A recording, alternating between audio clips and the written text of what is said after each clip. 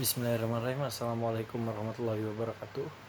Perkenalkan, nama saya Saifullah Meni, NIM 180213100238, Prodi Hukum Ekonomi Syariah, Fakultas Syariah YIN Palangkaraya. Ingin melaksanakan sebuah tugas ujian tengah semester mata kuliah Administrasi Peradilan tentang tata cara mengajukan gugatan perdata. Jadi, pertama yang harus kita lakukan dalam mengajukan gugatan perdata ke pengadilan yaitu adalah pendaftaran gugatan. Langkah pertama untuk mengajukan gugatan perdata adalah dengan melaksanakan pendaftaran gugatan tersebut ke pengadilan. Menurut pasal 118 ayat 1, pendaftaran gugatan itu diajukan ke pengadilan negeri berdasarkan kompetensi relatifnya, berdasarkan tempat tinggal tergugat atau domisili hukum yang ditunjuk dalam perjanjian. Gugatan tersebut hendaknya diajukan secara tertulis ditandatangani oleh penggugat atau kuasanya dan ditujukan kepada ketua pengadilan negeri. Pendaftaran gugatan itu dapat dilakukan di kantor kepenetraan pengadilan negeri setempat.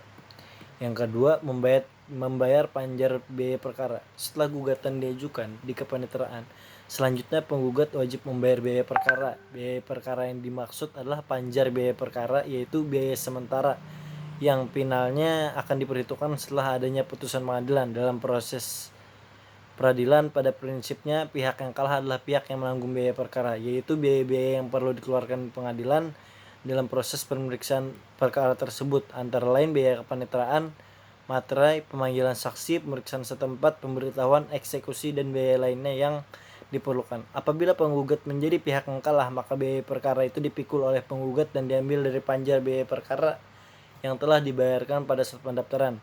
Jika panjar biaya perkara kurang, maka penggugat wajib menambahkannya. Sebaliknya, jika lebih, maka biaya tersebut harus dikembalikan kepada penggugat. Bagi penggugat dan tergugat yang tidak mampu membayar biaya perkara, hukum acara perdata juga mengizinkan untuk berperkara tanpa biaya. Untuk berperkara tanpa biaya, penggugat dapat mengajukan Tergugat juga dapat mengajukan izin untuk berperkara tanpa biaya. Izin mana yang dapat diajukan selama berlangsungnya proses persidangan. Permintaan izin berperkara tanpa biaya itu disertai dengan surat keterangan tidak mampu dari camat atau kepala desa tempat tinggal pihak yang mengajukan. Yang ketiga, registrasi perkara. Registrasi perkara adalah pencatatan gugatan ke dalam buku register perkara untuk mendapatkan nomor gugatan agar dapat diproses lebih lanjut. Registrasi perkara dilakukan setelah dilakukannya pembiayaan panjar biaya perkara bagi gugatan yang telah diajukan pendaftarannya ke pengadilan negeri namun belum dilakukan panjar biaya perkara, maka gugatan tersebut belum dicatat di dalam buku register perkara, sehingga gugatan tersebut belum terregistrasi dan mendapatkan nomor perkara dan karenanya belum dapat diproses lebih lanjut.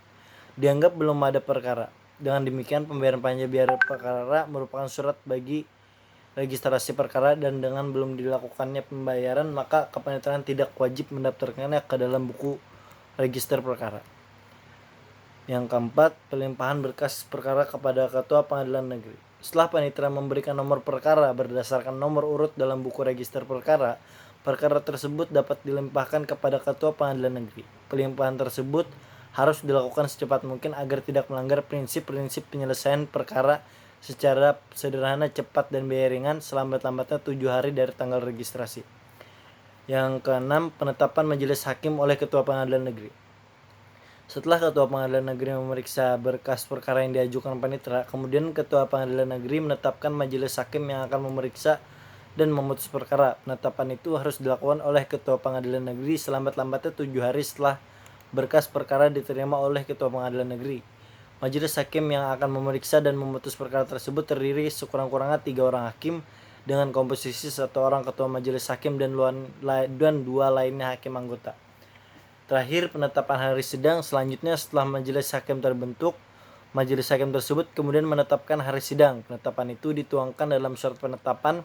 Penetapan itu dilakukan segera setelah majelis hakim menerima berkas perkara atau selambat-lambatnya 7 hari setelah tanggal penerimaan berkas perkara. Setelah hari sidang ditetapkan, selanjutnya majelis hakim memanggil para pihak penggugat dan tergugat untuk hadir pada hari sidang yang telah ditentukan.